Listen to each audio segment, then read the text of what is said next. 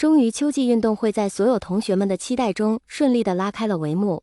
魏无羡的3000米是在下午，他今天穿了一件运动服，头上戴着一个黑色的发带，把他的头发往后撩了撩，露出了光洁的额头，显得整个人更帅了。蓝忘机怕他跑完之后低血糖，校服兜里还给他拿糖和2个巧克力。他仔仔细细地把魏无羡的号码牌别在他的身后，低声说道：“注意安全，名次没有什么，我在终点等你。”其实这个话听起来没有什么别的意思，但是魏无羡因为这2天因为那个梦搞得有点心神意乱了，所以蓝忘机这句“我会在终点等你”，这对魏无羡的杀伤力其实还是有点大的。他不自在地摸了摸鼻子，说道：“好的，别忘了我的水。”蓝忘机点了点头。操场上面的欢呼声震耳欲聋，难得有时放松的时候，各班的学生们基本都在为自己班的运动员加油。魏无羡站在跑道上的时候，只听见操场上面那些女生大声的尖叫：“魏无羡加油啊，必胜啊！”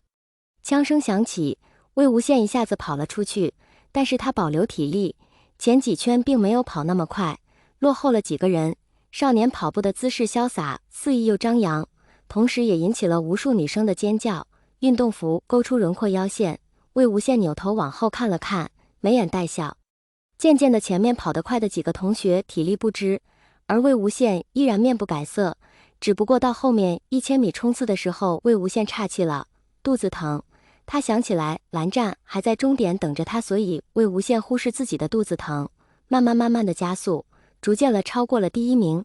终于最后冲刺，魏无羡率先跑过了红线，但是由于惯例，他往前跑几米之后才停下来，然后直接就靠在了蓝忘机的身上。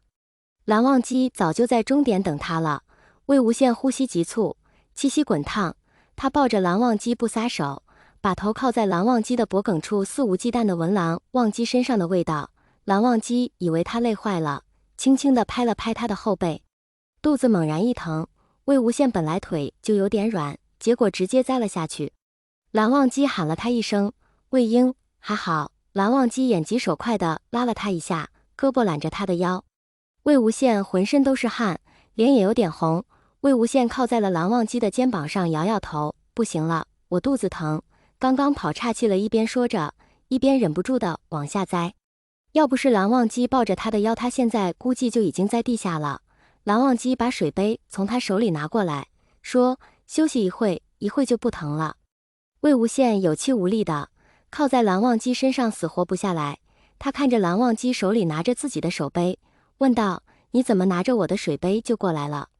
蓝忘机淡淡的说道：“带了温水，你胃不好不是吗？”魏无羡张了张嘴，看着蓝忘机的眼神忽然一些复杂。蓝忘机揽着他慢慢的往前走，并没有发现魏无羡的眼神。坐在讲台上的蓝启仁看着在操场散步的2个人，眉头微微皱在了一起。魏无羡不想去领奖，他还是难受的缓不过来劲，就让蓝忘机带着他回班了。